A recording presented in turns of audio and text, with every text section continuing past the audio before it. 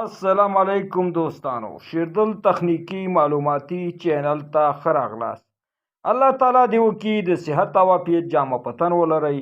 زموږ د نن ورځې ټاپک او موضوع ده د موټر د اوورلوډ او اوور کرنټ په رابطه باندې ده چې دا دواړه یو شی دي که یو شی نه دي او د دواړو ترمنځ فرق څه دی.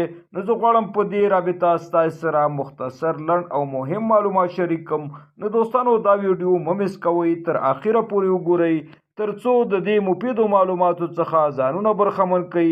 نو دوستانو راځو ټاپک او موضوع ته.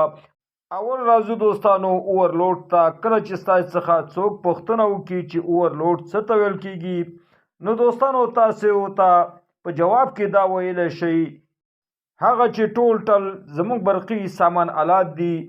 نو دوستانو د هر یو لپاره مختلفې کپیسیټیانې دي، یعنی ظرفیتونه دي.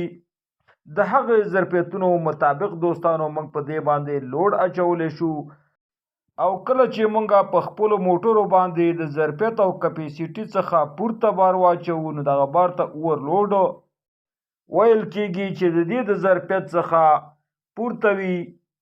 مثلا دوستانو په دې رابطه زه غواړم ستاسو سره ساده مثال شریک کړم.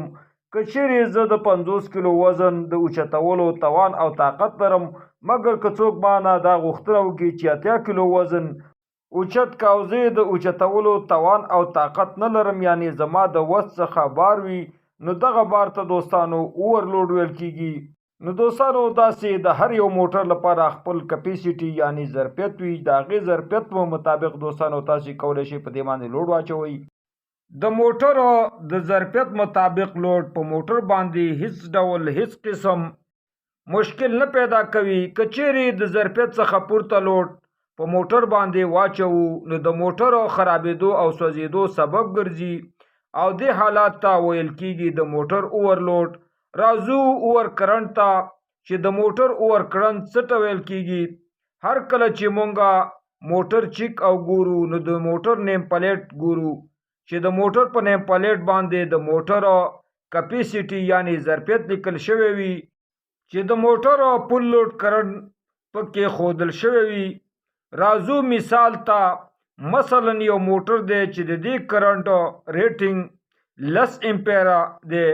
که چیرې مونږه دغه موټر د 10 امپیر څخه په زیات امپیر چلوو، نو دا زیات کرنټ زموږ د موټر لپاره ډیر خطرناک کرنټ دی، چې له دې زیات کرنټ له وجې زموږ موټر د ګرمېدو او سوځېدو سبب ګرځي. نو دوستانو د دې وجې ډیر مسلکي ورونه په دې کې ورخطا کیږي او وایي چې اوورلوډ او اوور کرنټ دواړه یو کیس دی، چې د دې دواړو کیسونو له امله زموږ موټر ګرمیږي، خرابیږي او سوځي.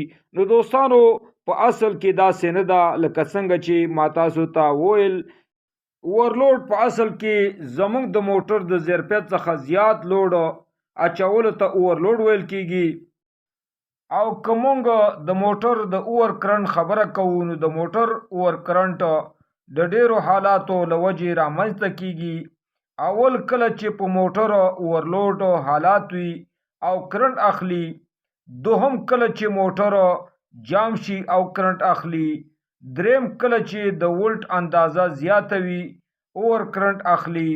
څلورم او کله چې د ولټیج اندازه ښکته پورته کیږي، یعنی ان بیلانس وي، مساوي نه وي، نو موټر دوستانو په دې حالات کې اوور کرنټ اخلي.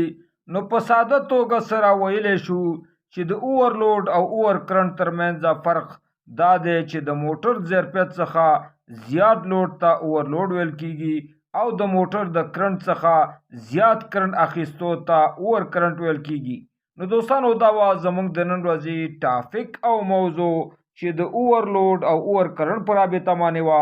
دوستانو که غواړئ د برق تخنیک څخه ځانونه برخمن کړئ او خپل هر قسم برقي وسایل په خپلو کورونو کې ترمیم او جوړ کړئ، نو دوستانو که زما چینل مو نوي سبسکرایب کړئ، زما چینل سره سبسکرایب کړئ، او که دا ویډیو مو خوښه شوي در سره لایک او شیر کړئ د خپل ملګرو سره. دوستانو ستاسې د توجه او لیدو څخه یو نړۍ مننه. السلام علیکم.